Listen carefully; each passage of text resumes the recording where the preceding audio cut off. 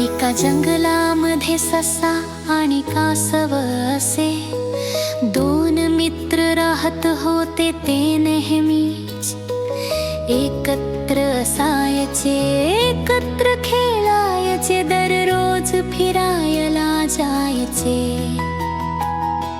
ससा चालायचा तुरु तुरु, तर कासव चालायचे हळूहळू. कासवाच्या हळूहळू चालण्यामुळे ससा नेहमी त्याची खिल्ली उडवत असे. कासवाला मनातून खूप राग यायचा, पण तो काहीच बोलत नसे. एके दिवशी फिरताना ससा कासवाला चिडवून म्हणाला, कासवा, तू किती रे हळूहळू चालतोस. कासव शांतपणे म्हणाले, लावतोस का माझ्या सोबत धावण्याची शर्यत. ससा हसून म्हणाला, हो, पण शर्यत तर मीच जिंकणार. कासव म्हणाले, ते दूर डोंगरावर वडाचे झाड आहे ना, तिथपर्यंत धावायचे, जो आधी पोहोचेल तो जिंकेल. ससा म्हणाला, कबूल. दुसऱ्या दिवशी जंगलातील सगळे प्राणी शर्यत पाहायला जमा झाले. शर्यत सुरू झाली. ससा जोरात धावू लागला.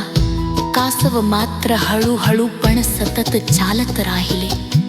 ससा खूप पुढे गेला. वाटेत त्याला हिरवगार गवत, गाजर आणि मुळ्यांचा मळा दिसला.